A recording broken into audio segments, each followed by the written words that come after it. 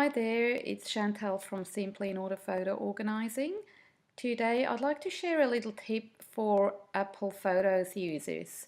You might have heard that Apple is discontinuing the printing services for photo books and cards and what have you. So what do you do from here? You can still create your photo books directly from Apple Photos. So when you're in your Photos app, what you have to do is to go to projects and then click on more so that we come to the App Store. So when it opens the App Store, it will show you automatically the apps that will be applicable to you. If you're in America or elsewhere, you might see different apps or more apps, but here in Australia, that's what we can get. Now what we're going to do is we will install Mimeo.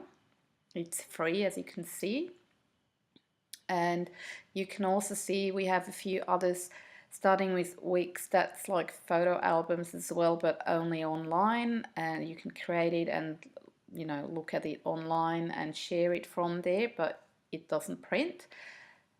Whitewall is for your wall art, so that's again a completely different thing.